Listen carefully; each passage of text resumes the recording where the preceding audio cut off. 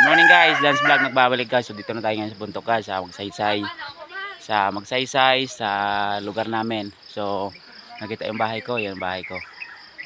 So ito bahay ng bayaw ko. So nagliligpit na kami kasi hatid ko sa mga sa school yung mga anak ko, saka yung mga pamangkin ko. So ayun nga guys, nandun na yung motor. Nandun na yung motor. Service namin yan. Binili ko nung last month, binili ko dito nang nasa Boracay pa ako, nagpadala ako kay Papa ng pera para pambili niyan. Pinaayos ko kahapon. Yun nga lang guys. Hindi ko alam na ang laki pala ng gastos ko diyan. So yung nangyari, yung pangmaterial sa bahay ko, wala na. So maghihintay na tayo ulit ng sahod para makabili tayo ng material. So ayun nga guys, update tayo guys kasi yung mga anak ko naka-ready na. Papalit enroll ko pa yung dalawa. Kasi medyo nalit din kami pag uwi dito sa Manigros. Isa pa dun sa gusto ko umuwi talaga kasi dito na sila naka-enroll eh. So tignan mo guys, tignan nyo. Yan ang bahay ko guys. Papaayos ko sana yun guys, kaso nga lang short na ako sa budget sa material nyan. So hindi ko kasi akalain na malaki-laki palang gagasusin ko sa papaayos ng motor. So ayun, dyan na muna kami. Trapalan muna yung at bubong dyan guys, parapan. Tignan guys, oh yan. Ang ganda dito guys. Kasi parang wala ka problema. Ito kulang lang sa linis. Pero lilinisan ko yan. Kasi mamaya wasakin ko yung malaki.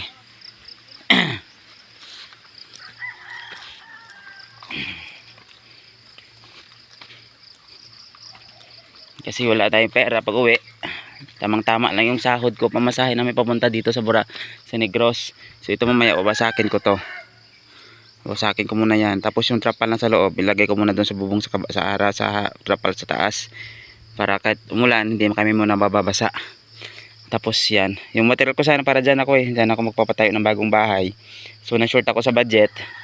Kahit nipa wala akong pambili ngayon. So maghihintay ako ng sahod ulit para makabili ako ng material. Kasi may huling sahod pa tayo sa JNT. So ayun nga guys, medyo nahirapan nga din ako dito pag-adjust ngayon kasi malaki-laki kasi ang gastos namin pamasahe dahil sa bagahe, dami kong bagahe. Then bumili pa ako ng gamit sa school ng mga anak ko. Siyempre, inuna ko yun, kinumpleto ko talaga. Then bigas, mga pagkain namin dito para hindi kami mawalan. Baon pa ng mga anak ko at saka yung pamangkin ko. So dito ako magpapatayo ng bagong bahay guys. Sana maganda yung sitwasyon dyan. At hintay tayo ng sahod para makabili. Wasak na wasak yung bahay ko guys. Oh.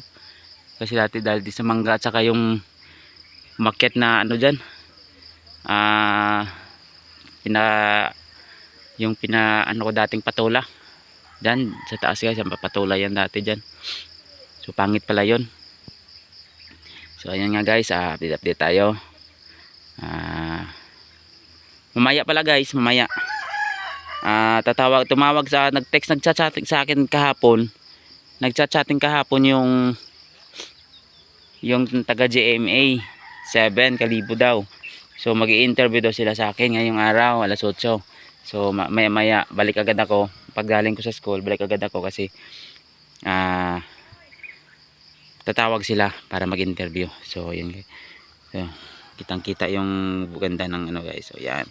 Makikita agad yan yung Sagayan dyan guys. Yung city ng Sagay. Yung ito guys, yung taniman ng palay sa amin to. So ngayon dito na ako.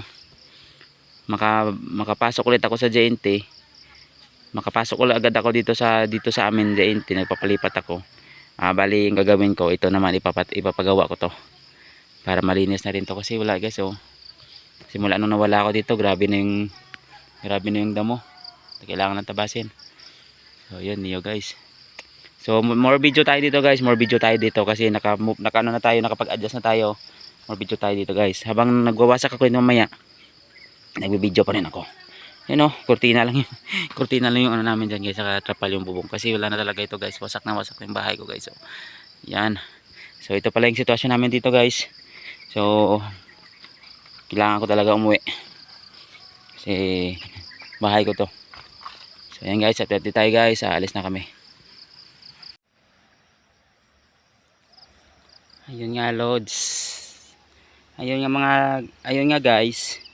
nandito na tayo ngayon dito sa lugar namin dito sa Negros guys. Yan.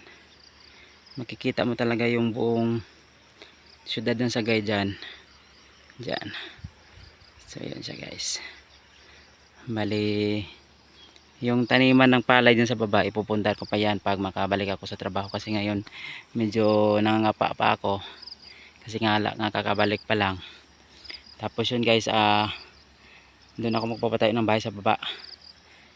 Yun, dito sa tito ko.